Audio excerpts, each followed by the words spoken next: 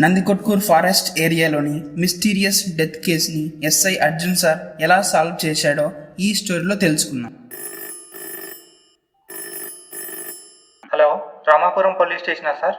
అవును, Ramapuram police station. చెప్పండి sir. Nandikotkur forest లో ఉన్న చెట్ల పొదల్లో ఒక వ్యక్తి చనిపోయి పడి ఉన్నాడు సార్. అది చూసి వెంటనే మీకు ఫోన్ చేశాను సార్. సరిగ్గా నువ్వు ఎక్కడున్నావు చెప్పు. ఇక్కడే నందికొట్కూర్ ఫారెస్ట్ చెక్ పోస్ట్ దాటగానే కొంచెం ముందుకు వస్తే నందికొట్కూర్ చెరువు ఉంటుంది సార్. సరిగ్గా దాని పక్కనే ఉన్నాను సార్. సరే, అయితే నువ్వు అక్కడే ఉండు. అక్కడ ఏ వస్తువులు తాకద్దు, మేము వెంటనే వస్తున్నాం. సరే సార్, నేను ఇక్కడే ఉంటాను. మీరు తొందరగా రండి సార్. సరే, వెంటనే వస్తున్నాం. హలో అర్జున్ సార్, నేను హెడ్ కానిస్టేబుల్ రంగయ్య సార్. చెప్పండి రంగయ్య గారు, ఏమిటి విషయం? ఇప్పుడే మన స్టేషన్ కు ఒక కాల్ వచ్చింది సార్. నందికొట్కూరు ఫారెస్ట్ లో ఉన్న చెరువు దగ్గర పొదల్లో శవం పడి ఉందంట సార్. ఎవరో ఫోన్ చేసి చెప్పాడు. నేను అతన్ని అక్కడే ఉండమని చెప్పాను సార్. సరే రంగయ్య, నేను వెంటనే స్టేషన్ కు వస్తున్నాను. వెంటనే మనం అక్కడికి వెళ్దాం. సరే sir. Kishore, Manoj SSS station కు వస్తున్నాడు. నందికొట్కూరు ఫారెస్ట్ లో మర్డర్ జరిగిందంట సార్. రాగానే వెళ్దాం, సిద్ధంగా ఉండండి. ఎస్ఐ సార్ బయలుదేరి స్టేషన్ కి చేరుకున్నాడు. ఎస్ఎస్ఆర్ వచ్చారంట, రండి వెళ్దాం. Good morning sir. Good morning. సరే వెళ్దాం రండి. అలా జీపు ఎక్కి సంఘటనా స్థలానికి వెళ్తున్నారు. రంగయ్య, ఇన్ఫార్మ్ చేసిన వ్యక్తి శవాన్ని ఏ సమయంలో చూశాడంట? అలాగే అతని పేరేమన్నా చెప్పాడా? అవేం చెప్పలేదు సార్. శవం చూడగానే మన స్టేషన్ కాల్ చేశాడు. వెంటనే నీకు ఇన్ఫార్మ్ చేసింది సార్. అలా నందికొట్కూర్ ఫారెస్ట్ చెక్ పోస్ట్ దాటి నందికొట్కూర్ చెరువు దగ్గరికి చేరుకున్నారు. అక్కడికి వెళ్ళగానే అప్పటికే అక్కడ జనాలందరూ గుంపు కూడి ఉన్నారు. అప్పుడు ఎస్ఐ సార్, రంగయ్య, వీళ్ళందరినీ త్వరగా క్లియర్ చేయి. సరే సార్. జరగండి అయ్యా, జరగండి, దూరం జరగండి. ఎస్ఐ సార్ అక్కడికి వెళ్లి చూడగానే అక్కడ పడి ఉన్న వ్యక్తి తలపై పెద్ద రాయి వేసి చంపినట్లు ఉన్నారు. అలాగే అతని తల, ముఖం రెండు నుజ్జు అయిపోయాయి. తన శరీరాన్ని పరిశీలించగా తన మర్మంగాలన్నీ ఎవరో కోసినట్లు ఉన్నారు. అలాగే ఆ డెడ్ బాడీకి సమీపంలో ఒక బైక్ ఉంది. ఆ చుట్టుపక్కల గమనిస్తే మందు బాటిల్స్, స్నాక్స్ కవర్స్, కాండం ప్యాకెట్లు, వాడిపోయిన మల్లెపూలు, పగిలిపోయిన గాజులు, చినిగిపోయిన జాకెట్ పీసులు ఆ చుట్టుపక్కల కనిపిస్తున్నాయి. అప్పుడు ఎస్ఐ సార్, రంగయ్య, ఫోటోగ్రాఫర్ కి ఫోన్ చేసి వెంటనే ఇక్కడ రావాలని చెప్పు. సరే సార్, ఇప్పుడే కాల్ చేస్తాను. అలా కొద్దిసేపటికి ఫోటోగ్రాఫర్ ఆ స్థలానికి చేరుకుని అక్కడ ఉన్న క్రైమ్ సీన్ మొత్తాన్ని ఫోటోలు తీశాడు. అప్పుడు వెంటనే ఎస్ఐ సార్ తన పై ఆఫీసర్ అయిన సిఐకి ఫోన్ చేశాడు. హలో, నమస్తే సార్. నేను రామాపురం పోలీస్ స్టేషన్ ఎస్ఐని మాట్లాడుతున్నాను సార్. చెప్పు అర్జున్, ఏంటి విషయం? రామాపురం పోలీస్ స్టేషన్ లిమిట్ లో ఉన్న నందికొట్కూర్ ఫారెస్ట్ లో ఒక హత్య జరిగింది సార్.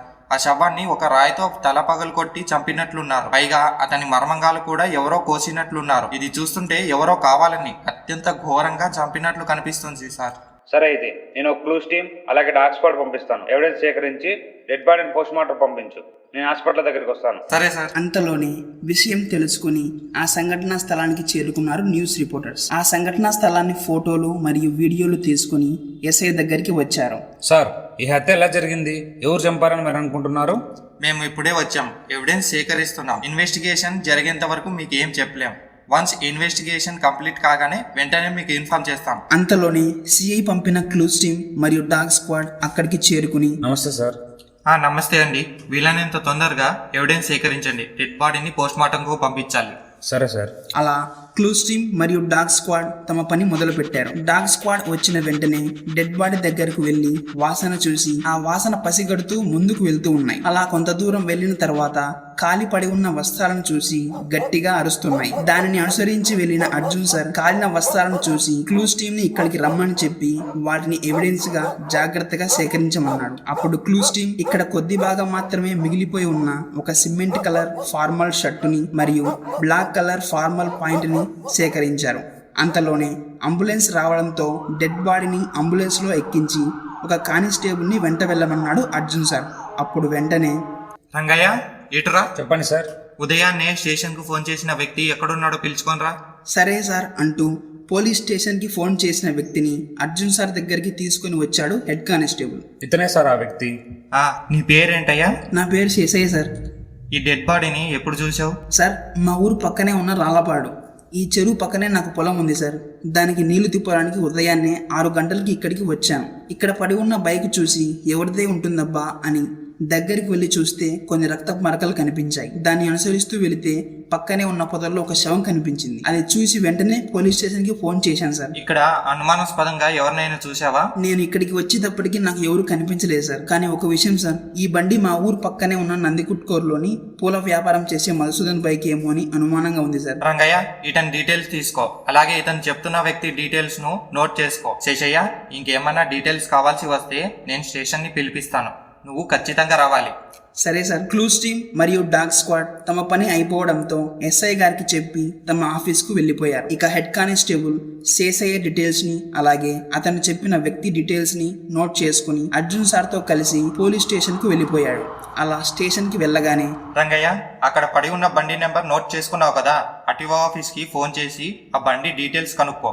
సరే సార్. ఆర్టీఓ ఆఫీస్ కి ఫోన్ చేసి బండి నెంబర్ ఇచ్చి డీటెయిల్స్ మొత్తం తీసుకుని ఎస్ఐ సార్ దగ్గరికి వెళ్ళాడు రంగయ్య. ఆర్టీఓ ఆఫీస్ నుంచి డీటెయిల్స్ వచ్చాయి సార్.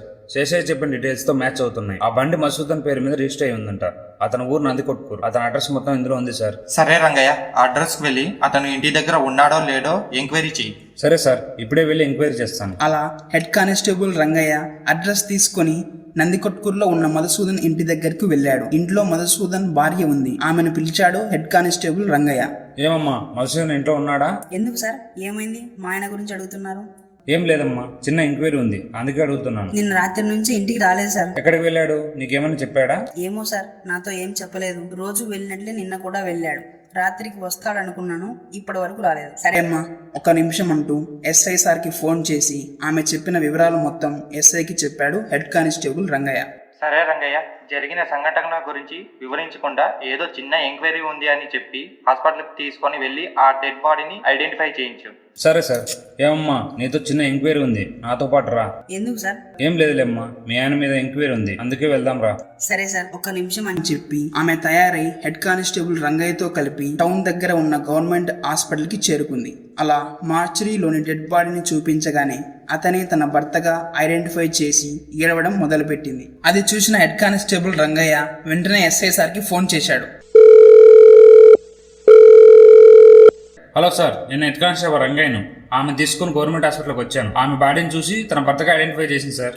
సరే, నువ్వు అక్కడే ఉండు, నేను వెంటనే బయలుదేరి వస్తున్నాను. సరే సార్. ఆ విషయాన్ని విని వెంటనే తన పై ఆఫీసర్ అయిన సిఐ సార్ కి ఫోన్ చేశాడు ఎస్ఐ. హలో సార్, నేను రామపురం ఎస్ఐని మాట్లాడుతున్నాను. చెప్పు అర్జున్, ఏంటి విషయం? క్రైమ్ సీన్ లో ఉన్న బండి నెంబర్ ఆధారంగా అడ్రస్ ను ట్రేస్ చేసి చనిపోయిన వ్యక్తి మధుసూదన్ గా గుర్తించాం. అలాగే తన భార్య కూడా తన భర్త అని కన్ఫర్మ్ చేసింది సార్. సరే, అయితే నువ్వు అక్కడ వెళ్ళి ఆమె సంతకం తీసుకో, ఎఫ్ఐఆర్ బుక్ చేయి. నేను అక్కడికి వస్తున్నాను. సరే సార్, ఇప్పుడే వెళ్తున్నాను అని చెప్పి స్టేషన్ నుంచి బయలుదేరి కొంతసేపటికి గవర్నమెంట్ హాస్పిటల్లో ఉన్న మధుసూదన్ భార్య దగ్గరికి వెళ్ళాడు ఎస్ఐ సార్. మీ ఆయన మరణంపై నీకు ఎవరిపైన అనుమానాలు ఉన్నాయమ్మా? లేదు సార్, నాకు ఎవరి మీద అనుమానం లేదు. నా భర్త చాలా మంచివాడు. టౌన్ కు వెళ్లి పొల వ్యాపారం చేసుకుని ఇంటికి వచ్చేవాడు. మా ఆయనకు తాగుడు అలవాటు ఉన్నా ఎవరితోనూ గొడవ పడేవాడు కాదు సార్. సర్లే అమ్మా, మేము అనుమానాస్పద మరణంగా ఎఫ్ఐఆర్ బుక్ చేస్తున్నాం. నీకు ఎవరి మీద అయినా అనుమానంగా అనిపిస్తే వెంటనే కాల్ చేసి చెప్పు. పోస్ట్ మార్టం అయిపోగానే డెడ్ బాడీని నీకు అప్పగిస్తాం. అలాగే సార్. సర్లే అమ్మా, ఇక్కడ ఎఫ్ఐఆర్ లో సంతకం పెట్టు. అంతలోనే సిఐ అక్కడికి చేరుకున్నాడు. సెల్యూట్ సార్ అని చెప్పాడు ఎస్ఐ. ఏం అర్జున్, ఆమె ఎంక్వైరీ చేసావా? అవును సార్, ఎంక్వైరీ చేశాను. ఎవరి మీద అయినా అనుమానం ఉందా అని కూడా అడిగాను. ఆమె ఎవరి మీద అనుమానం లేదని చెప్పింది. అనుమానాస్పద మరణంగా ఎఫ్ఐఆర్ బుక్ చేసి ఆమెతో సంతకం కూడా పెట్టించుకున్నాను. సరే అర్జున్, పోస్ట్ మాస్టర్ కంప్లీట్ అయిందా? ఏమో సార్, నాకు కూడా తెలీదు. నేను ఇప్పుడే అక్కడికి వెళ్దాం అనుకుంటున్నాను. కరెక్ట్ సమయానికి మీరు కూడా వచ్చారు. వెళ్దాం పదండి సార్. సరే వెళ్దామంటూ సిఐ మరియు అర్జున్ సార్ ఇద్దరు కలిసి పోస్ట్ మార్టం చేసే రూమ్ కి వెళ్లారు. అక్కడ ఉన్న డాక్టర్ ను పలకరించి పోస్ట్ మార్టం గురించి అడిగారు. హలో డాక్టర్, బాగున్నారా? సిఐ సార్, నేను బాగున్నాను, మీరు బాగున్నారా? డాక్టర్, నేను బాగున్నాను. పోస్ట్ మార్టం ఎంతవరకు వచ్చింది? నేను ఇప్పుడే మీకు కాల్ చేద్దాం అనుకున్నాను, అంతలోనే మీరే వచ్చేశారు. సరే, ఎక్స్ప్లెయిన్ చేస్తాను రండి. ఆ వ్యక్తి సుమారు రాత్రి 11 గంటల నుంచి 12 గంటల మధ్య చనిపోయి ఉంటాడు. ముందుగా అతని మర్మాంగాలను షార్ప్ నైఫ్ తో కోసినట్టున్నారు. అప్పటికీ అతను ప్రాణాలతోనే ఉన్నాడు. తర్వాత ఒక పెద్ద రాయి తీసుకొని తన తలపై వేయగా చనిపోయాడు. అతను చనిపోవడానికి తలపై రాయి వేయడమే కారణం. అంతేకాక చనిపోక ముందు లిక్కర్ తాగినట్లు ఉన్నాడు. అతని స్టమక్, కిడ్నీ, లివర్ తో పాటు యూరిన్ బ్లాడర్ లో లిక్కర్ ట్రేసెస్ దొరికాయి. అతను చనిపోవడానికి 2 గంటల ముందే లిక్కర్ తాగాడు. అతని డెడ్ బాడీపై ఇలాంటి ఫింగర్ ప్రింట్స్ మరియు బ్లడ్ ట్రేసెస్ మరియు డిఎన్ఏకి సరిపడా శాంపుల్స్ దొరకలేదు. ఈ డెడ్ బాడీని పరిశీలించినప్పుడు అతనిపై చాలా కోపంగా ఉన్న వ్యక్తులే చాలా ప్రొఫెషనల్ గా ఈ హత్య చేసినట్టున్నారు. అలాగే తన మెడపై కూడా ఏదో నొక్కి పెట్టి ఉన్నట్లు ఒక మార్క్స్ కనిపిస్తున్నాయి. పోస్ట్ మార్టం రిపోర్ట్ మాత్రం 4 days ఇస్తాను, సరేనా సార్? అలా సిఐ మరియు అర్జున్ సార్ ఇద్దరు బయటికి వచ్చేశారు. అర్జున్, న్యూస్ ఛానల్ ద్వారా ఈ కేసు ఎస్పీ సార్కి తెలిసింది. ఇది ఎంతో సెన్సిటివ్ కేసు కావడం వలన దీన్ని చాలా సీరియస్గా తీసుకున్నాడు. నాకు వెంటనే ఫోన్ చేసి ఈ కేసుని చాలా కేర్ఫుల్గా హ్యాండిల్ చేయమని చెప్పాడు. కాబట్టి ఈ కేసుని నేను నీకు అప్పచెప్తున్నాను. ఎంత వీలైతే అంత త్వరగా ఈ కేసుని కంప్లీట్ చేస్తే డిపార్ట్మెంట్లో మంచి పేరు వస్తుంది. అలాగే నువ్వు హెడ్ కానిస్టేబుల్ ఇంకొక 2 కానిస్టేబుల్తో కలిపి ఈ టీమ్గా ఇన్వెస్టిగేషన్ చేయండి. అలాగే ఏఎస్ఐకి మిగిలిన కానిస్టేబుల్కు స్టేషన్ బాధ్యతలు అప్పచెప్పు. సరే సార్, అలాగే చేస్తా. నేను ఖచ్చితంగా ఎంత వీలైతే అంత త్వరగా ఈ కేసుని సాల్వ్ చేయడానికి ట్రై చేస్తాను. సరే అర్జున్, నేను ఇంకా వెళ్తాను అని చెప్పి సిఐ సార్ అక్కడి నుంచి వెళ్ళిపోయాడు.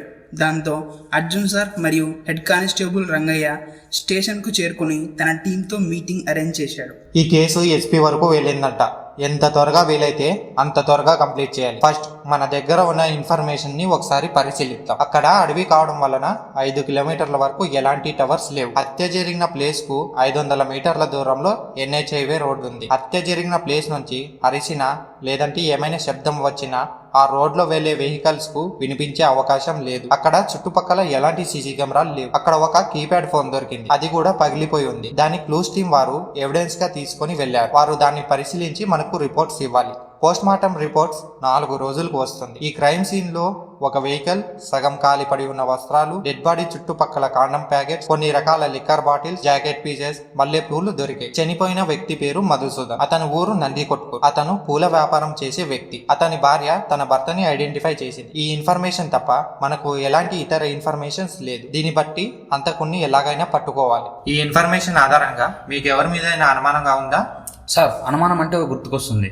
నాకెందుకో మధుసూదన్ భార్య మీద డౌట్ గా ఉంది సార్. ఆమె మీదనే ఎందుకు రంగయ్య? సార్, నేను మధుసూదన్ ఇంటికి వెళ్లి విచారించినప్పుడు ఆమె భర్త రాత్రి నుంచి ఇంటికి రాలేదన్న కంగారు ఆమె ముఖంలో నాకు ఏమాత్రం కనిపించలేదు. ఆమె తన భర్త మీద చాలా ప్రేమ ఉన్నట్లు కంగారు పడుతూ మాట్లాడింది. కానీ నాకు ఒకటి అర్థం కాలేదు. హత్య జరిగి 48 గంటలు అవుతున్నా ఆమె మాత్రం తన భర్త రాలేదని ఎవరికి విచారించలేదు, ఎవరికి చెప్పలేదు. పైగా పోలీస్ కంప్లైంట్ కూడా ఇవ్వలేదు. దాన్ని బట్టి నాకెందుకు ఆమె మీద అనుమానంగా ఉంది సార్. నువ్వు చెప్పేదాన్ని బట్టి నాకు కూడా అనుమానంగా ఉంది రంగయ్య. అలా head constable Rangaiah, Arjun sir అనుమానించినట్లే నిజంగానే మధుసూదన్ని అతని భార్య చంపిందా లేదా అన్నది తర్వాత ఎపిసోడ్లో తెలుసుకున్నాం. ఈ ఎపిసోడ్ మీకు నచ్చినట్లయితే లైక్ చేయండి, షేర్ చేయండి, సబ్స్క్రైబ్ చేయండి.